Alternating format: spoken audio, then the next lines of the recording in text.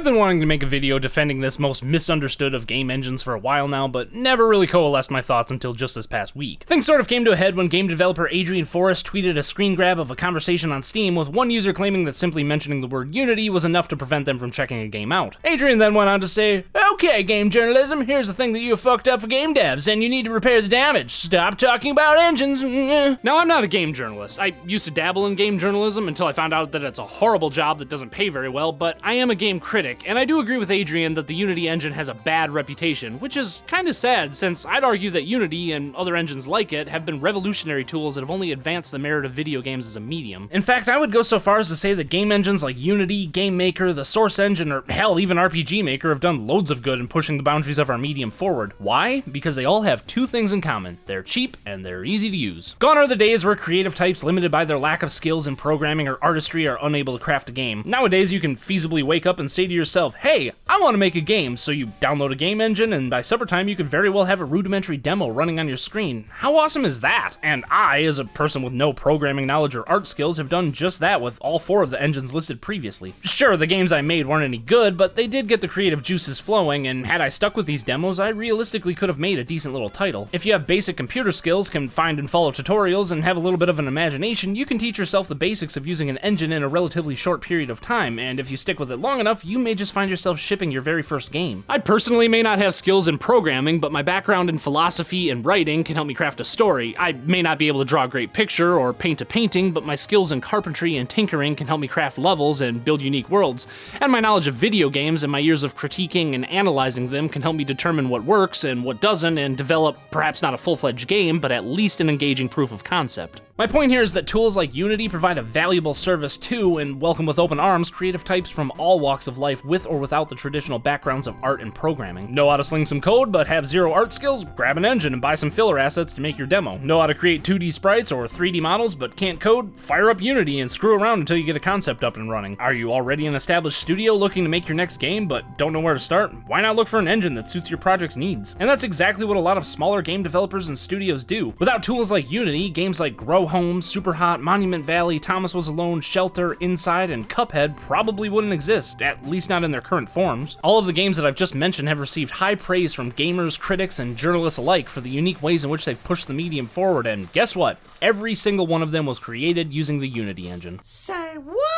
Yeah, kind of surprising, isn't it? And when you think about it, it's also sort of miraculous that all of those games and dozens of other great titles were developed using the same toolset. And that's basically like saying that The Last Supper, Starry Night, The Death of Socrates, and The Persistence of Memory were all painted using the same palette and brushes, which is pretty absurd. Yet Unity, the engine that's so currently despised by a seemingly large number of gamers, provided the framework to some of the most artistic and beautiful games in recent years. Hell, Ori and the Blind Forest, the very first game I gave a 5-star rating to since starting this channel, was made in, you guessed it, Unity. Unity also has another huge plus in that it's available to everyone, from tinkerers like me to indie developers to corporate monoliths. Indie devs can make use of the same professional tools that the big guys use, but can craft a game to their personal liking without the limitations of publisher oversight or greedy executives looking for their next meal ticket. This also creates a sort of stepping stone path for getting into the game industry if you so desire. Why bother getting a game design or computer science degree when you could just spend 4 years making a kick-ass game in Unity, and once it's done, bam, instant portfolio. Video games are one of the few remaining industries where hands-on experience counts more than academic achievement when looking to get your foot in the door, so why not? Unity and other engines like it provide a nice thoroughfare into the job market. Now, don't get me wrong, I'm not saying that the Unity engine is the best engine on the market or anything, because it's not. It has its strengths and weaknesses just like every other engine, but it is by far and away one of the easiest tools out there for making games, and that ease of use should be praised simply for lowering the bar of entry for novice game developers and smaller studios on a budget.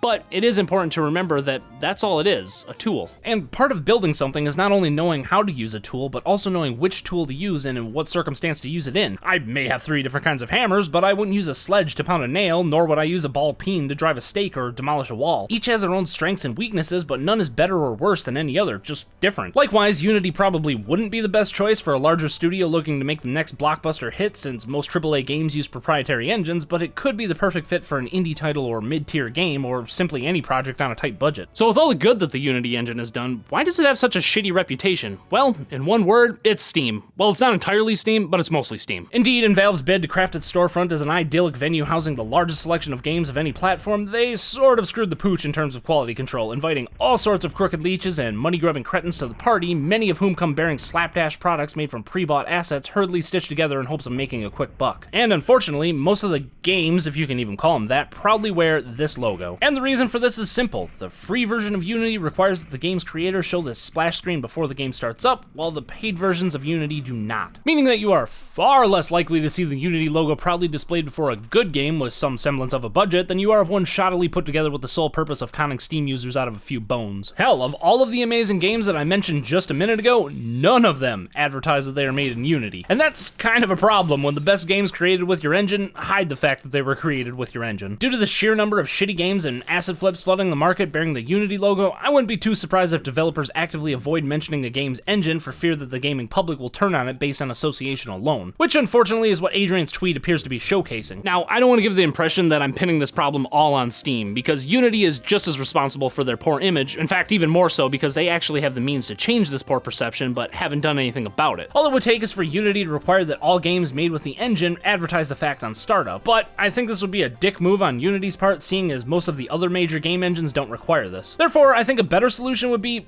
just remove the splash screen altogether. It's perhaps a little counterintuitive because part of the agreement of the free model is that the developer advertises your shit. However, by removing this requirement entirely, Unity would no longer be associated with the cash grabs and asset flips that it's become known for, while also maintaining the same standard of operation that they currently have. They could also go a step further and provide some incentive to advertise that a game was developed using their product. Maybe establish a reimbursement program for some of the fees associated with the paid models, or help a developer advertise their game once it goes gold. Though this would require some oversight from Unity, which goes against their current business models, so yeah. But here's a question that I don't think anyone has asked yet. Does Unity even care that they have a bad reputation amongst gamers? So, I can't be sure because Unity doesn't release their yearly earnings to the public, but an Adweek article from 2012 claims that the company's revenue was up 130% since the rise in mobile gaming, and 50% of their clientele operated on mobile platforms. And that was back in 2012 when smartphones and mobile gaming were just starting to gain some momentum. Imagine what the sales figures are like now that everyone has a literal computer floating about in their pocket. Hell, Unity's own website states that 34% of the top 1,000 free mobile games are made with their engine, so if anything, they're making more money than ever, poor reputation and all. Plus, they have the asset store, which has been a huge success for the company, even if it has caused the floodgates to open and the asset flippers and con artists of the world to rear their ugly heads. And apparently there's some pretty good money to be made on the marketplace if you're any good at making game assets, with some of the top sellers reportedly making upwards of $30,000 a month. And since Unity takes a 30% cut of everything sold on their storefront, it isn't much of a stretch to assume that they're making some pretty decent cheddar just from creating and maintaining a marketplace for others to buy and sell. Much like the engine itself, I tend to see the asset store as a valuable resource for neophyte game developers and those without the skills to make their own assets looking to make a demo or explore an interesting concept. But again, it's just a tool and it needs to be used wisely. So now that I think about it, maybe the question I should be asking is,